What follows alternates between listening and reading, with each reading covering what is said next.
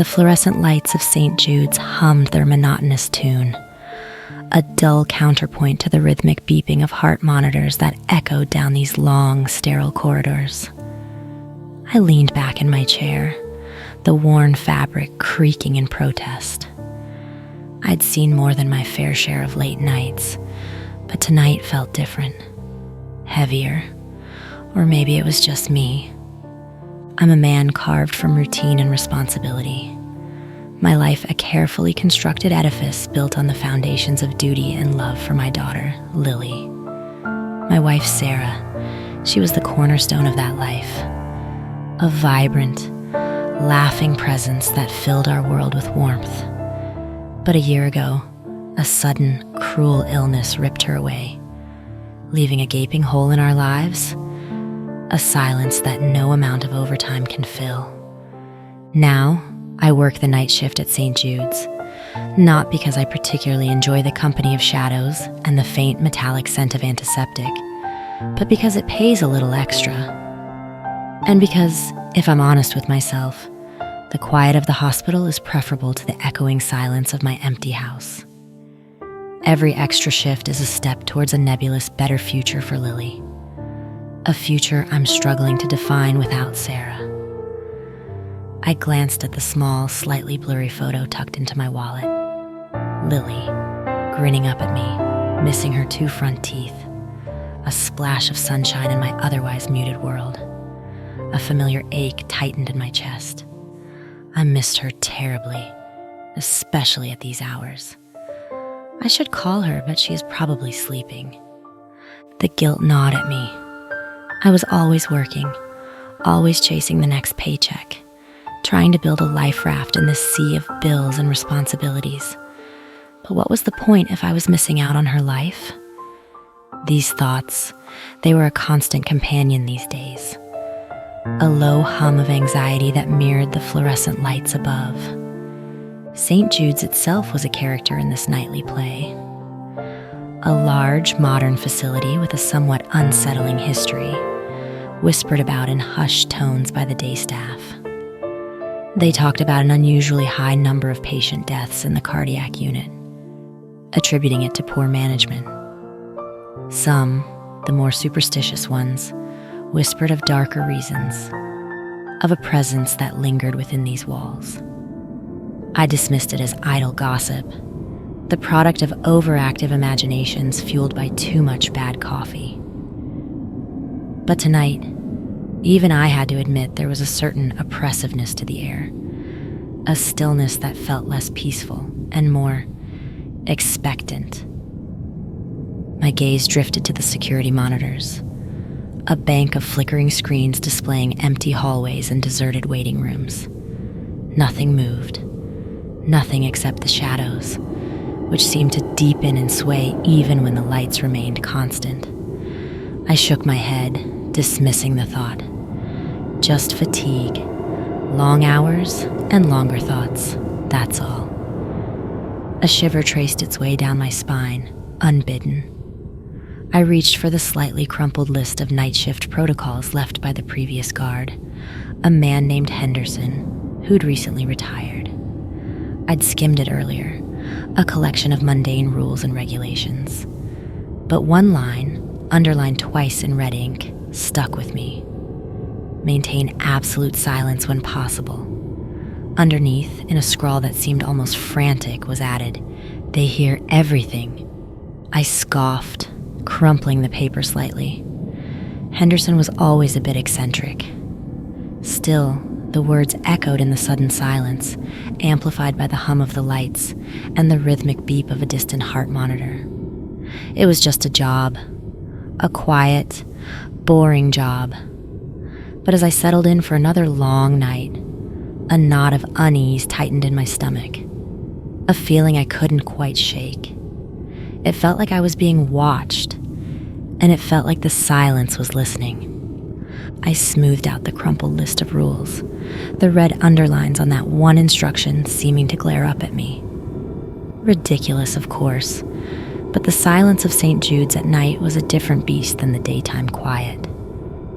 It wasn't just an absence of sound, it was a presence, a heavy blanket that seemed to absorb even the slightest noise.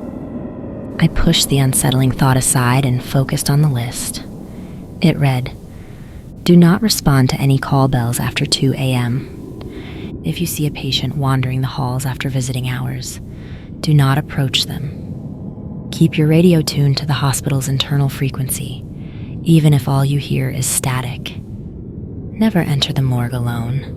If you hear a flatline tone and you are not near the cardiac unit, ignore it. Do not use the elevator between 3 a.m. and 4 a.m. If the lights flicker 3 times in quick succession, turn off your flashlight and stand still. Do not look directly at any security camera monitor for more than 5 seconds. Before ending your shift, leave a written report, even if nothing happened." They were strange, specific, and more than a little unsettling. Part of me wanted to dismiss them as the ramblings of an overzealous, or perhaps slightly unbalanced former employee. But another part, the part that was currently sitting alone in a vast, silent hospital in the dead of night, urged caution. I decided to follow them, at least for now. It wasn't worth the risk, however small, to do otherwise. The first few hours passed without incident. I made my rounds, the beam of my flashlight cutting through the darkness, illuminating empty rooms and gleaming medical equipment. The silence was pervasive, broken only by the rhythmic beeping of machines and the occasional, almost imperceptible creak of the building settling. I checked the security monitors, each screen showing a different slice of the hospital's empty interior. Just rows of beds, empty chairs, and long, shadowed corridors. Around 1 a.m., I poured myself a cup of coffee from the break room, the cheap, bitter liquid a poor substitute for sleep. I leaned against the counter, staring out the darkened window at the city lights twinkling in the distance. It felt like I was on a ship, adrift at sea, miles away from the rest of the world. A sudden chill snaked its way through the room, raising goosebumps on my arms. I glanced around, but there was nothing there, just the empty break room and the humming refrigerator. I dismissed it as a draft, but the feeling of unease that had settled in earlier intensified. And for the first time since Sarah died, I felt a prickle of fear, cold and sharp, pierced through the numbness that had become my constant companion. The silence was no longer just empty, it was watchful, and I had the distinct, unsettling feeling that I was not alone. The hours ticked by, each one stretching into an eternity. I found myself jumping at the smallest sounds, the hiss of the ventilation system, the distant hum of the city outside. My nerves were strung tight, pulled taut by the unsettling atmosphere and the increasingly bizarre rules I was trying to follow. Then it happened. At precisely 2:17 a.m., a call bell chimed, its insistent two-toned melody cutting through the silence like a knife. My heart leaped into my throat. Rule number 1, do not respond to any call bells after 2 a.m. I froze, my hand hovering over the button to silence the alarm. The sound echoed down the corridor. Room 312. I was sure it was empty. I'd seen the patient, an elderly woman recovering from surgery, discharged earlier that evening, right before my shift started.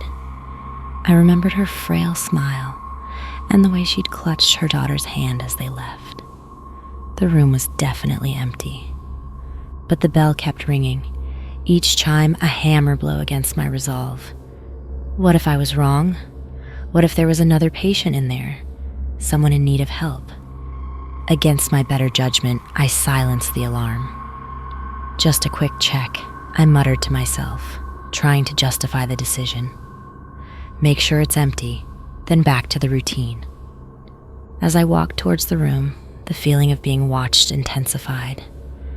The air grew noticeably colder, the hairs on the back of my neck prickling with a sudden, inexplicable dread. I reached the door, my hand trembling slightly as I reached for the handle. Taking a deep breath, I pushed it open. The room was dark, the only light filtering in from the hallway. I fumbled for the light switch, my fingers brushing against the cold, metallic surface. I flicked it on. Nothing. The room remained shrouded in darkness. "Hello?" I called out, my voice sounding thin and reedy, even to my own ears. Silence. Then, a faint whisper, so soft I almost missed it, seemed to slither from the shadows at the far end of the room. It was a sound devoid of any discernible words, yet it sent a chill deeper than the cold air down my spine. My flashlight beam danced across the empty bed, the neatly folded sheets, the silent medical equipment. Nothing. But the whisper came again, closer this time, laced with a hint of something mournful, desperate. It was then I noticed the faint, almost imperceptible movement of the shadows. They weren't just shadows anymore. They were shifting, swirling, coalescing into something else, something that watched me from the darkness, its presence a palpable weight in the room. Panic clawed at my throat. This was wrong, so wrong. I backed away, my flashlight beam shaking wildly, illuminating the room in fractured glimpses. The whispers grew louder, weaving around me, under my skin, whispering things I couldn't quite understand, but felt deep in my bones. They spoke of loss, of loneliness, of a darkness that mirrored the emptiness inside me. I stumbled out of the room, slamming the door shut behind me, the sound echoing through the silent corridor like a gunshot. My heart hammered against my ribs, a frantic drumbeat against the silence. I had broken the first rule, and now something was very, very wrong. I ran out of the room and leaned against the cold, sterile wall of the corridor. The silence that had once been merely unsettling was now thick with menace, a suffocating presence that pressed in on me from all sides. I had to get a grip. Panic was a luxury I couldn't afford. I forced myself to take slow, deep breaths, trying to regain some semblance of control. As if in response to my thoughts, the lights began to flicker, plunging the corridor into a strobe-like dance of light and shadow. My own shadow leaped and contorted on the walls, transforming into grotesque, fleeting shapes that seemed to mock my terror. Rule number 7. If the lights flicker 3 times in quick succession, turn off your flashlight and stand still. But how could I stand still when every instinct screamed at me to run? Then I heard it, a sound that shouldn't be here. From down the hall, near the pediatric wing, came the faint, unmistakable sound of a child crying. Lily's cry. My blood ran cold. It couldn't be.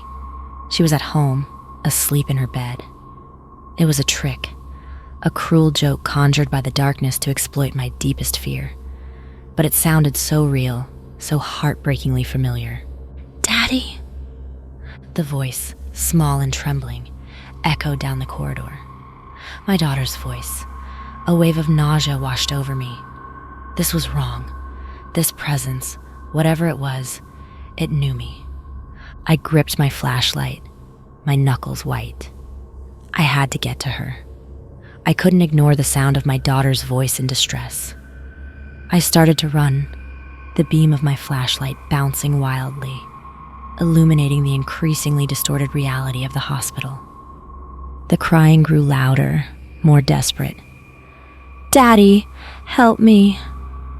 I rounded a corner and stopped dead in my tracks. The hallway ahead was bathed in an unnatural, pulsating red light. A figure standing at the end of the hall, silhouetted against the red light. Small, childlike. Lily. My heart leaped with a mixture of relief and dread. It looked like her, sounded like her, but my instincts screamed at me that it was a lie, a cruel imitation. "Lily," I called out, my voice trembling. The figure turned, and in the flickering red light, I saw its face. It was Lily's face, but twisted, contorted with a look of terror that was both heartbreaking and deeply unsettling. Her eyes, usually so bright and full of life, were wide and black, devoid of any recognizable emotion. "Daddy," she whispered, her voice a distorted echo of the child I loved. "Help me, it's so cold." The temperature plummeted. An icy chill permeated the air, seeping into my bones, freezing me from the inside out. The red light pulsed faster, the shadows swirling around the figure, whispering, always whispering. I knew with a certainty that if I went to her, if I embraced that twisted imitation of my daughter, I would be lost. This thing was playing a cruel game. It was dangling the one thing I couldn't resist in front of me, knowing I was powerless against it. Every fiber of my being screamed at me to run to her, to hold her, to protect her from whatever horror had taken hold of this place. But another voice, a sliver of sanity in the encroaching madness, warned me that this was a trap, the most insidious one yet. My gaze darted around, searching for an escape, a way out of this nightmare. The corridor behind me was shrouded in darkness, the flickering fluorescent lights offering little respite from the encroaching shadows. The only source of normal light was my flashlight, its beam trembling in my grasp, a fragile beacon in the encroaching darkness. Then I remembered Rule 4, never enter the morgue alone. It was a long shot, a desperate gamble, but it was the only option that presented itself. The morgue was at the other end of the hospital, on the ground floor. If I could get there, maybe, just maybe, I could find a way out. A way to break free from this twisted game. It was now or never. Taking a deep breath, I did the hardest thing I'd ever done in my life. I turned my back on the figure in the red light and ran. Behind me, I heard a sound that chilled me to the bone. A scream of rage and frustration. A sound that was both human and inhuman. A sound that promised pain and suffering. The shadows chased me, nipping at my heels, whispering promises of oblivion. The lights flickered violently, threatening to plunge me into absolute darkness. I could hear the thing chasing me, no longer bothering with the facade of my daughter's voice. I finally reached the end of the corridor and burst through the double doors leading to the ground floor. The morgue was just ahead, its heavy metal door a stark rectangle in the dim light. As I reached the entrance, I heard a loud crash from the upper levels of the hospital, followed by the enraged screams. It knew where I was heading. I pushed open the heavy door and stumbled inside, slamming it shut behind me. The metallic clang echoed through the silent room, a small victory in the face of overwhelming dread. The air was cold, heavy with the scent of formaldehyde and something else, something indefinably wrong. Rows of shrouded bodies lay on metal tables, their forms barely visible in the dim emergency lights. It was a place of death, a place of endings. And yet, for the first time since this nightmare began, I felt a flicker of hope. The thing had followed me to the entrance of the morgue. I could hear it on the other side of the door, scratching, pounding, and screaming. But for some reason, it couldn't or wouldn't enter. I found a corner as far away from the door as possible and huddled on the floor, flashlight clutched in my hand. I needed to wait, to survive until dawn. Then I heard it, a soft moan coming from within the room. My blood turned to ice. It couldn't be. I was alone in here. The moan came again, louder this time, followed by a metallic creak. It was coming from one of the body drawers. Slowly, I raised my flashlight, the beam trembling as I pointed it towards the sound. The drawer marked 3B was slightly ajar. Taking a deep breath, I approached, my hand reaching out to pull it open. My breath hitched. My mind refused to accept what my eyes were seeing. It was my wife, lying there on the cold metal slab, her skin pale, her lips slightly parted. She looked just as she had the last time I saw her, in the hospital bed, before the illness took her. "Sarah?" I whispered, my voice choked with emotion. Tears welled up in my eyes, blurring my vision. It was impossible, a hallucination brought on by stress and fear. But she looked so real, so peaceful. "I miss you so much," I choked out, the words raw and painful. We both miss you terribly." And then her eyes opened. They were black. Not the warm brown I remembered, but an empty, bottomless black that seemed to absorb all light. A gasp escaped my lips. I stumbled back, my flashlight clattering to the floor, plunging the room into near darkness. Sarah sat up, her movements jerky and unnatural, like a puppet on strings. A low growl rumbled in her throat, a sound that was both human and animalistic. "Sarah, no," I whispered, shaking my head, trying to deny the horrifying reality before me. She slid off the table, her bare feet hitting the cold floor with a soft thud. She started to move towards me, her limbs contorting at impossible angles, her black eyes fixed on mine. As she moved, she knocked over a tray of surgical instruments, the metallic clang echoing through the room, a jarring counterpoint to the low growl emanating from her throat. She lunged, faster than I thought possible, a scalpel from the knocked over instruments in her hand. I barely managed to dodge the attack, the cold steel whistling past my ear. I scrambled back, desperate to put some distance between us.